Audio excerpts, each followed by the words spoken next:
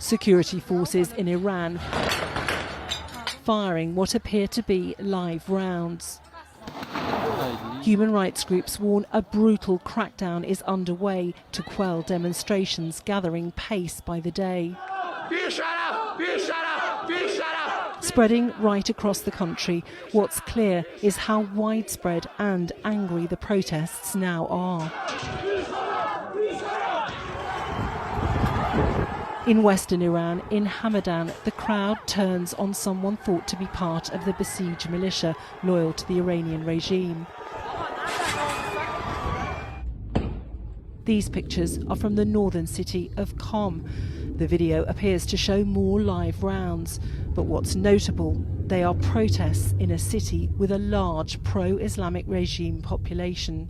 They're economic in nature, they're quite violent, and they're spreading across the country, sort of like wildfire. And if it follows this pattern, the protests will probably continue for a number of weeks, and I imagine that the Iranian government is going to become increasingly more repressive. The protests began on Sunday after shopkeepers in Tehran staged a strike when the Iranian currency hit a record low against the US dollar. Public fury over spiralling prices and no prospect of things changing fueled the demonstrations, laced with continuing social and political unrest. Iran's government has hit back at Donald Trump, warning him not to intervene. He's threatened to come to the aid of protesters, writing, "If Iran shoots and violently kills peaceful protesters, which is their custom, the United States of America will come to their rescue. We are locked and loaded and ready to go."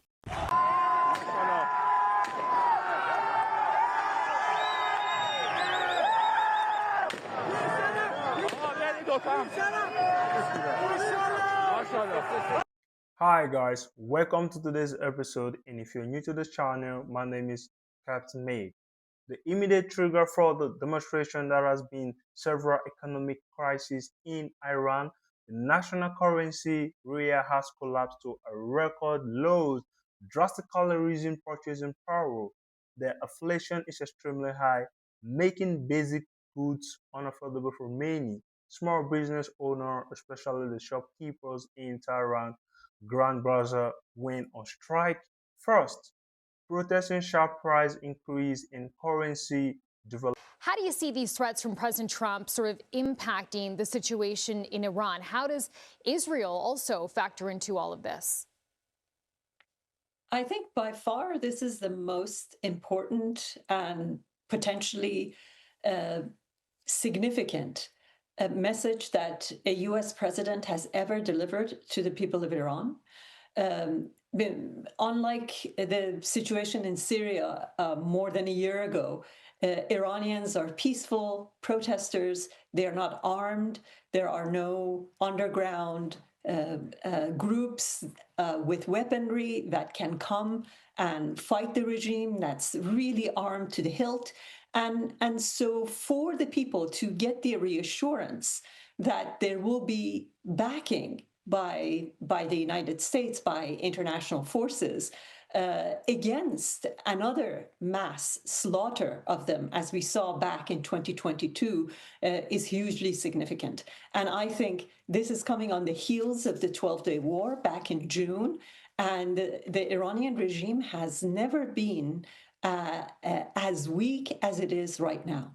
So do you think, Roya, that this public outcry and that we're seeing right now, that Natalie was also talking about, can actually lead to any meaningful change in Iran? I mean, how long do you think it'll last?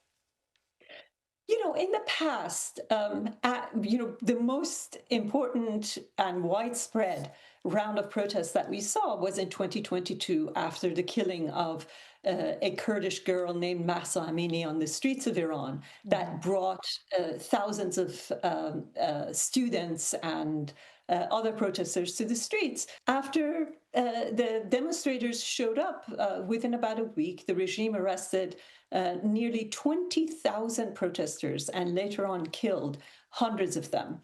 and the tortures and all those other things that happen to the prisoners go unreported. This time around, there is a major difference. One is that the war between Iran, Israel, and the United States has happened. Europe has stood against Iran with its own sanctions more resolutely than it ever has. Now, the United States President Donald Trump has reacted and has voiced to support for the protesters and condemning the violence, suppression, and criticizing the Iranian government's economic management. On social media, he said the US would intervene if Iran violently kills the peaceful protesters. He declares that the US is locked and loaded, ready to act to protect them.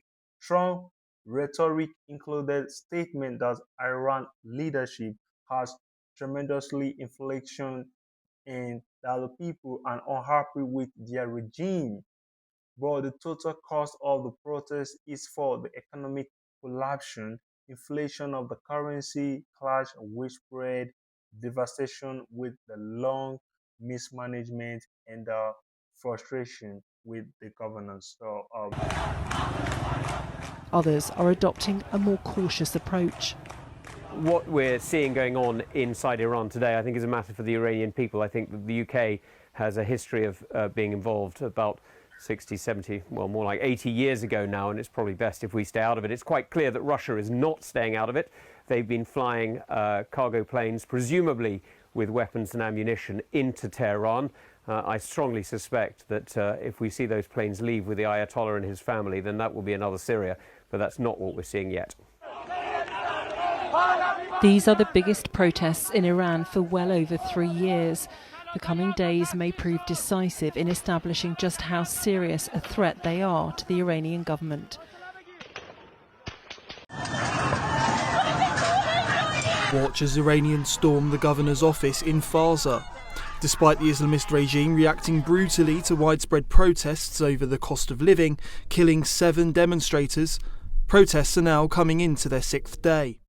Overnight, Iranians took to the streets chanting "Scream for your right," and the regime will be toppled. US President Donald Trump is locked in a war of words with the Iranian regime, warning he is locked and loaded to intervene should the mullahs continue to meet protesters with violence.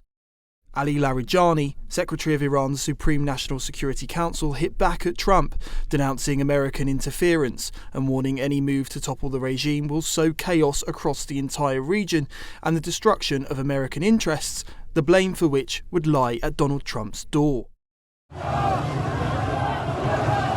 Protests began when shopkeepers in the capital, Tehran, went on strike over high prices. Action has now spread out across the country in a serious test to the regime. Activist Lily Mu says this is a national uprising. This one's definitely different because it's organically inspired from the markets, from the Bazaar of Tehran, where ordinary Iranians who are not necessarily university lecturers or think tank leaders or newspaper editors who are putting a narrative over the movement of people. Iranian civilians came to the streets of Iran calling out for their dignity, calling for the regime change, and calling for the return of the Shah.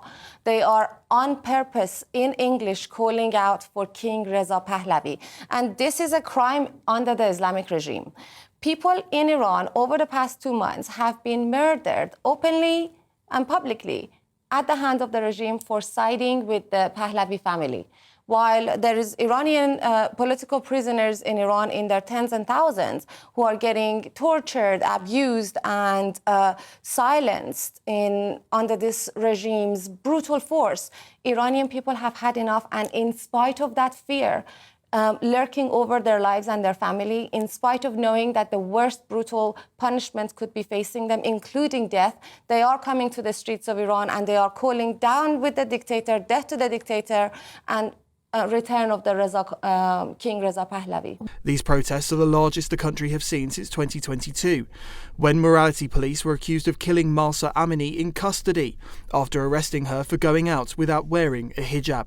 Nick Dunning, GB News.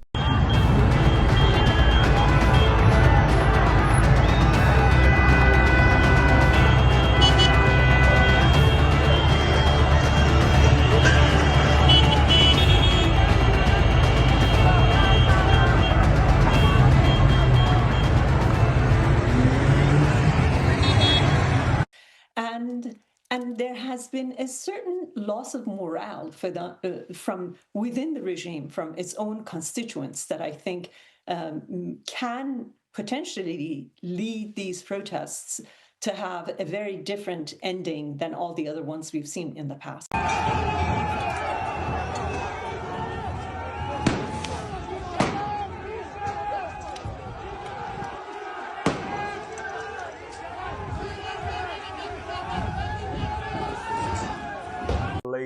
Many Iranians are struggling to cover essential costs like food and rent, in stagnant wages, and a stricken economy.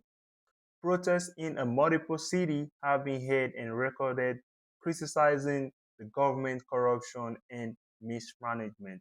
Some demonstrations include anti-government slogans and calls for a system change.